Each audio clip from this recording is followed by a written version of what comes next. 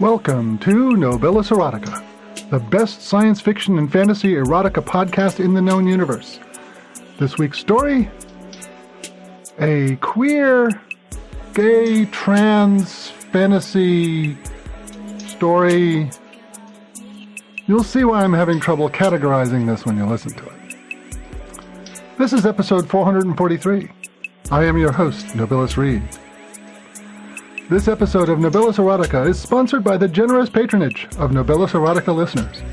To help out paying the authors and voices that create these stories, visit patreon.com/Nobilis. This is the May story for the podcast. Yes, I realize it's no longer May. But the narrator I had picked out for this story fell through at the last minute. I had to record it myself, so it's a little late. But it's here, now, and there will be another story this month that will be June's story. Kentaurida was written by Mason Hawthorne, who studied creative writing at the University of Wollongong, and has had short stories featured in Unspeakable, a queer gothic anthology, Transcendent Transgressions zine, and on the Monsters Out of the Closet queer horror fiction podcast. It's read by yours truly. Here we go. Kentaurida by Mason Hawthorne. In the gray pre-dawn, the dense, ancient forest pressing right up to the edge of the road looms over George as he picks his way along, careful not to turn an ankle in the deep ruts left by farmers' carts and post wagons. He's heard that this forest is untouched since ancient times, the last virgin wild land this side of the continent, powerfully haunted, according to the common folk, and a stronghold of the old gods. It is cold. The stars glittering in the sky and the husk of the setting moon are all the light George has to find the marker he was told of. It is an old thing, standing as tall as a man, the carved stone weathered by the centuries. The head on top is still well formed, and Hermes' sly, gleeful smile beams from atop its square pillar. As George approaches, he can make out, at the appropriate height, a carved penis standing at a jaunty angle from a stylized bush of pubic hair. He stops in front of it and reaches out to touch the stone penis for good luck. Turning from the Herm, he tightens the straps of his pack and fords his way into the forest. It is black under the cover of the trees, and with even the moon's feeble light lost, he strains to see the obstacles in his path, and more than once loses his footing on the slick leaf litter and uneven coils of roots. Soon George is breathless with exertion and sweating. His shirt clings to his skin. Clammy and chilled, he must pause for a moment to tug his collar away from his throat and adjust his pack. It is so quiet, even the birds are silent. There's not a sound aside from his labored breathing and the crunch of dried leaves under his boots. George fits his fist against his side to ease the ache in his ribs, and a prickle crawls up the nape of his neck. What is that sense of hushed watchfulness that surrounds him? Why does he feel it? Why does it feel as though his every move is being scrutinized? George shakes himself off like a dog. Isn't it silly to believe all those folk superstitions? He squares his shoulders and carries on, laboring up the slope. But then he is here because he believes in the folk tales, because they say that beyond the curses and malevolent spirits, there was the chance to gain a miraculous cure. In the unnatural stillness of the forest, George hurries upward. His blood pounds in his ears, and his breath saws out of him. And in the dark he scurries as though chased, but he knows not what, and he flounders onward through the branches that whip his face, and the debris that bites his ankles, blind with haste, with panic, further into the crowded trees, up, as stone breaks through the ground like jagged teeth, and, with a wordless cry, George flings his arms up as he wheels to a halt, his belly bare fractions of an inch from the spear tip leveled at him. "Peace!" he yelps, staggering. "Peace!" Behind him, the sun's golden fingers creep above the distant mountain range, and in the first faint wash of light he sees the man at the other end of the spear.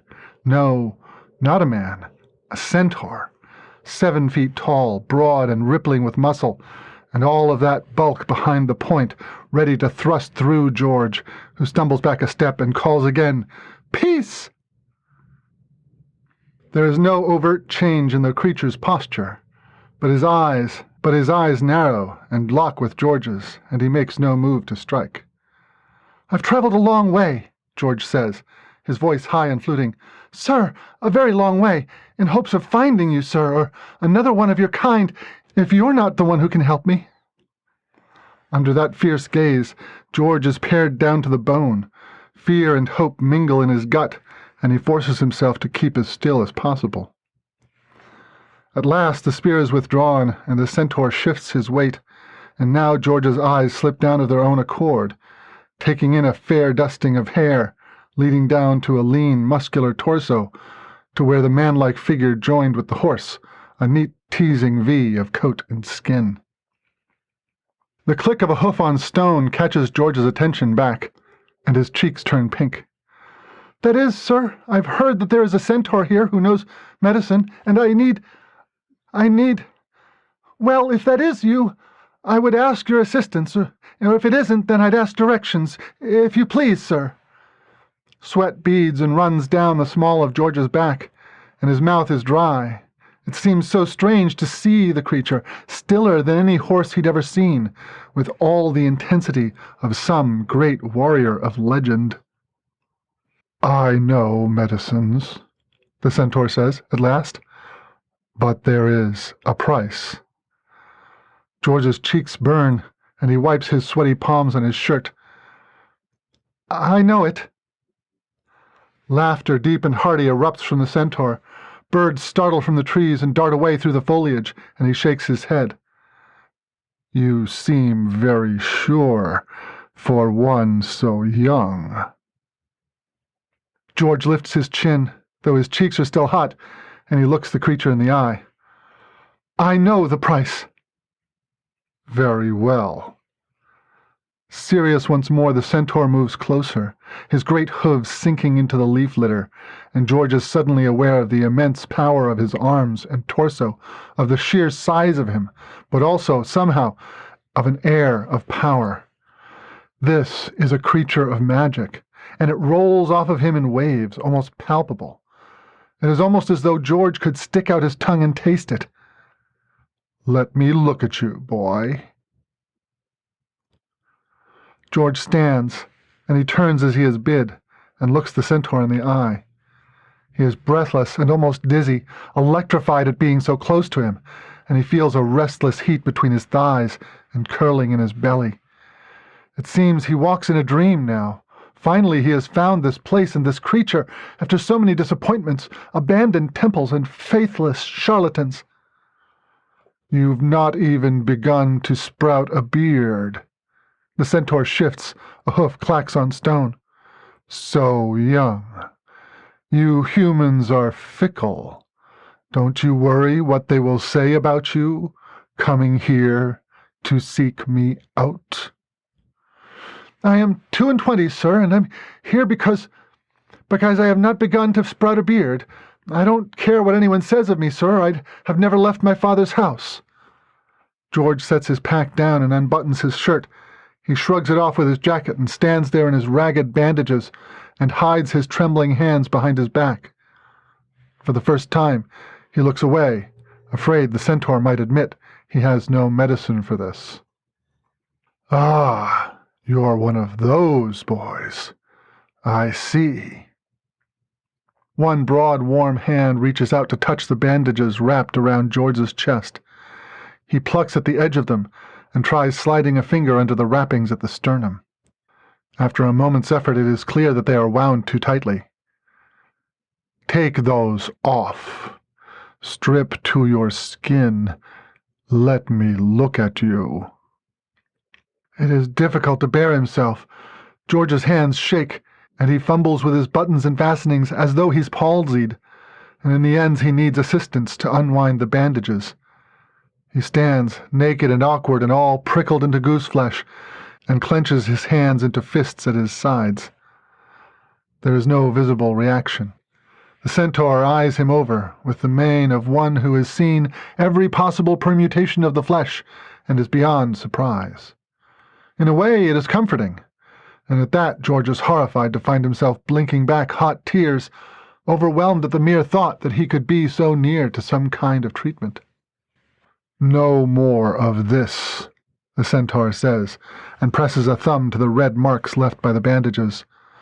"Boys like you will crack their ribs and stunt their lungs, and you have no need of that here." "Yes, sir." There wasn't so much to ask out in the wilderness.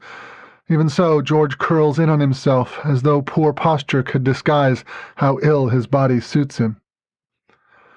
"You ought to call me Chryses. What is your name, boy?" "George is what I answer to." More than that is beyond his ability to share. "Very well, George. We'll have an agreement. I shall guide you in this transformation, and in exchange—" Chryses' voice is filled with dark amusement. "I shall fuck you however it pleases me to do so." Hearing it so plainly sends a thrill through George. Desire, hope, fear, all mingling up and pooling hot in his belly. He nods silently and licks his lips. "We have an agreement." "We have wasted enough time here. Later this agreement must be sealed, but, Chryses says, for the moment, a kiss will do." George stands, face upturned and waiting. And watches Chryses tilt his head and the subtle shift of his hindquarters.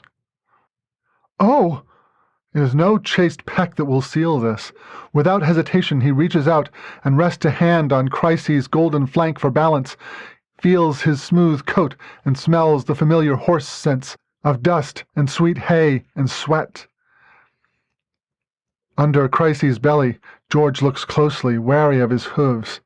The main attraction is tucked away in its sheath, and he wastes only a moment in wondering how big it will be before he leans in and presses his lips to the wrinkled opening. Using his tongue to delve into the sensitive sheath, George feels the great body over him twitch, and he is gratified by the high-spirited flick of Chryses' tail. In front of him, his balls hang heavy and round, and swaying with each slight movement he makes. Emboldened, George reaches for them, cups his hands around them, and slides his wet lips along the underside of the shaft, which is already beginning to swell and peak from its home, and presses his face to the velvety scrotum. A second later there is a bare-handed slap across his arse, and he jumps and yelps, and breaks into a peal of laughter. In the heart of the forest, veiled by a willow tree, at the mouth of a cave with its opening covered by a pelt awning, George sits by the open fire, legs splayed on the springy grass in front of him. Chryses is busy preparing roots and herbs and a small hunk of meat, and George takes the opportunity to watch him closely. In the firelight his features are softened, his eyes reflect the red of the flames, and his brow furrows as he works. George has spent the day watching Chryses, in between running after him through the woodland. He has had ample time to admire the hard muscle of his back and the golden downy hair on his belly, and often his eyes wandered lower, watching the heavy balls hanging softly between his hind legs and contemplating the terms of their agreement. The scent of his cock lingered on George's lips for much of the day, and George felt a constant burr of arousal, heat rolling in his belly and dampness on his thighs. Even running through the cool, shady forest in only his skin couldn't tamp it down. A spit is propped across the fire, fat sizzling and dripping, and the roots are buried with coals. Chryses looks to George across the fire, and his gaze caresses George's body again. George keeps as still as he's able. It is so alien to be the focus of attention. He has grown used to disrobing only enough to bare his arse, of covering himself, not only for modesty's sake, but for his own safety. As Chryses' eyes move lower, George draws his knees up and spreads them. The transformation. You will grow body hair, a beard. Your figure will become more masculine. That is what you seek, yes? George swallowed and nodded. And, he tapped his chest, These? You won't bind them while you're here. They are small, you are lucky. Perhaps they will become less of a nuisance. If not, I will direct you to another. Thank you. George sucks in a shaky breath. Any small thing will be an improvement. I simply cannot go on as I am. I know. And my terms are agreeable to you? Chryses smiles, and his eyes dart down to the thatch of hair between George's thighs, and George follows his glance. In the firelight he can see drops of moisture clinging to him. He feels the hot roll of arousal in his belly again, and stands. Many post-coaches and publicans accept similar forms of payment. He steps around the fire and stands before Chryses. With Chryses in repose, his head is still almost level with George's. You've traveled a long way. Uh-huh. George sidles forward until his bare toes touch Chryses' foreleg, and he reaches out to touch a lock of his long golden hair where it tumbles about his shoulders. Boys like me can get just about any place if they know what they're doing. Did you have a good teacher? The best. I escaped the workhouse and was taken in at the salon of Miss Lee. She takes in stray boys and gives us honest work. Miss Lee is a publican? She runs a molly house. She says that a boy with a clever mouth will always find a night's lodging and a hot meal. George closes the space between them. His belly brushes Chryses' chest, and he shivers. He rests a hand on the centaur's shoulder and ducks down to kiss him, and it feels like all the air is dashed from his lungs. Chryses' hands alight on George's thighs and skim along his skin so faintly that it tickles and burns, and George has to break the kiss with a gasp. When he turns his head, he can see in the shadow of Chryses' haunch the long line of his growing erection. Another breathless kiss, and George crawls onto hands and knees and finds the hot velvety length of Chryses' cock. The yellow light cast from the fire shows it is as long and thick as his forearm, and ridged with veins. The head is thicker than the rest, and he strokes it with his hands, and feels it pulse and grow. He kisses it, and licks the length of it, and tastes Chryses' wild scent. George fits the head into his mouth, and presses the point of his tongue into the urethra notch, and he feels Chryses shudder at his side, like a racehorse ready at the gate. Chryses never lets go of George's hips, and as George starts sucking him off in earnest, Chryses explores the territory between his legs. His fingers trace down the crease of his backside and fondle his furled arsehole, and then further down sink into the sleek heat of his cunt. George isn't expecting reciprocation, and the hot slide of a tongue along his arse crack makes him moan and tremble. Bitter fluid dribbles into George's mouth, and he can feel Chryses' flank at his side twitching and trembling. Chryses sinks another finger into him, and then another, and twists them just so, and George bucks and cries out, on the verge of climax already. Unsteady, George stands when Chryses tugs him up. He leans against a tumble of stone by the cave mouth, and hears Chryses get up behind him, the tick-tock of his hooves on rock. He feels a hand press the small of his back, and arches his spine, exposing his dripping, eager cunt. More fingers. George is impatient. All he can think of is that giant cock filling him up, and he pushes his hips back and babbles something incoherent and pleading. First he feels the shivery wet swipe of Chryses' cock brushing against the back of his thigh, and then the ridged head slots against his cunt and he grunts, pushes back onto it. He throbs all over. His heart thuds so loudly he can hear it. He mashes his face against the mossy stone under him and pushes, feels the stretching ache, and then the sharp pop of it sliding home. It is bigger than any cock George has taken before, though one single occasion he'd had a fist in him. This feels very much like that had. Overwhelming, intoxicating. He's overcome by the competing urges to stay very still and to impale himself more deeply. Chryses' hand on his hip settles him, and he feels his first cautious thrust. It rolls through him, big enough to touch every nerve within him at once, the ridges and veins rippling through him like liquid fire. This isn't the jackrabbit fucking of a postman on a schedule, nor the ham-fisted rogering of an intoxicated barman. Chryses' hindquarters bunch and roll, driving his cock in with a slow, inexorable force.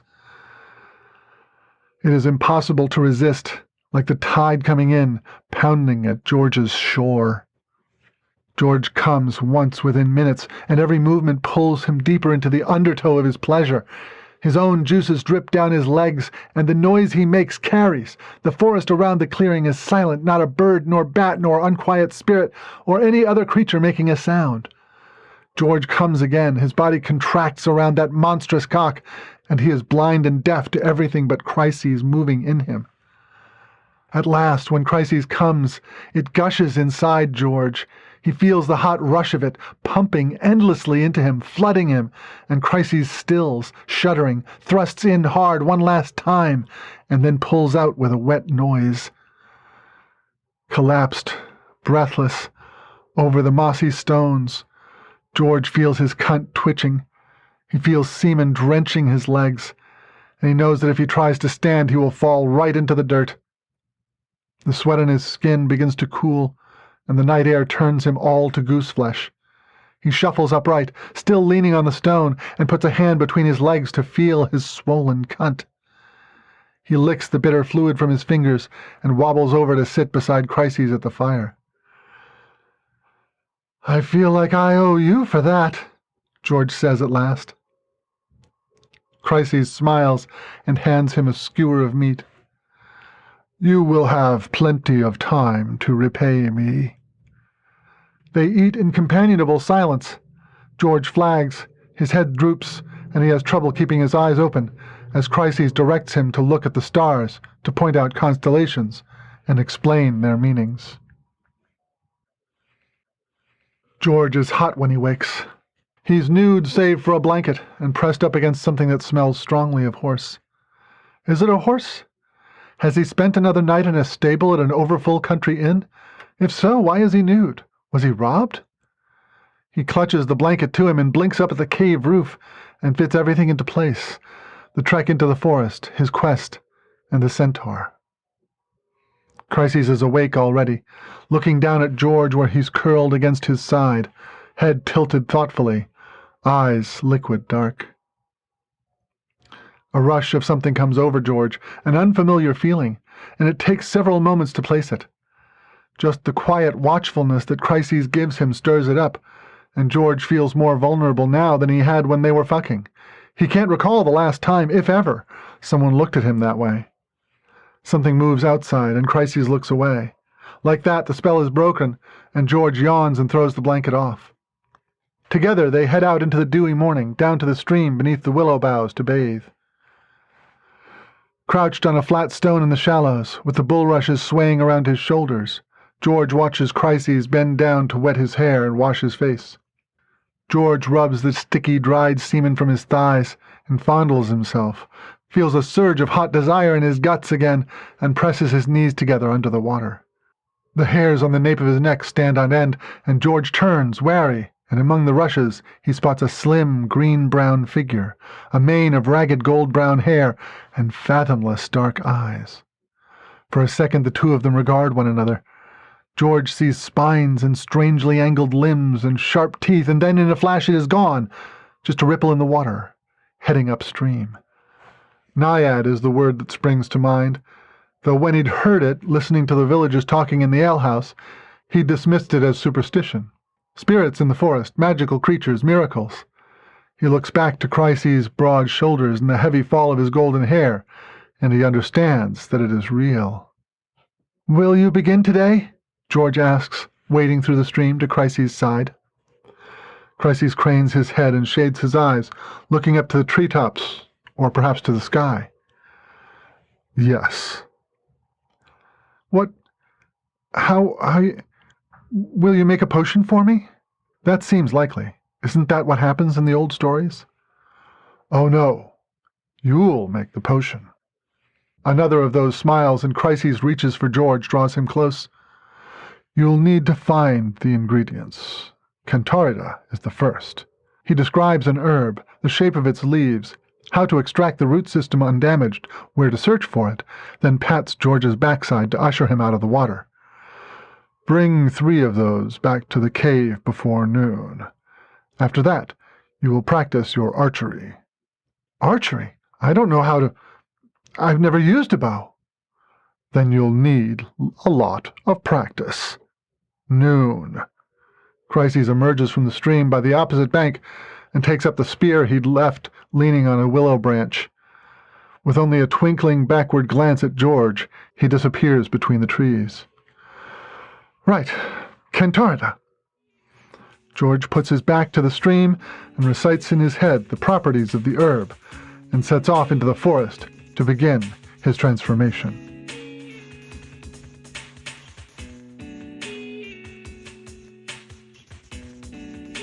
And that's our story. Before I go any further, I want to recognize the transformative events that are currently going on in the world and in the United States in specific, and express my hopes that all of you are staying safe, you're staying healthy, and that you are all working to make this a better country. There's a lot going on right now, and a lot to be afraid of. I hope that my podcast can give you a moment of rest and help you perhaps recharge your batteries for the challenges ahead of us. This month on the Patreon, we are welcoming Kendall Chaos as a new patron. In addition to my abiding gratitude, supporters are currently receiving episodes of an unexpurgated, unauthorized version of a certain planetary romance from the beginning of the 20th century. To find out what I'm talking about, join us at patreon.com/Nobilis. You have been listening to the Nobilis Erotica Podcast. Theme music is composed and performed by Mass Relay. This podcast is released under a Creative Commons Attribution, Non-Commercial, No Derivatives license. Until next time, listen hard.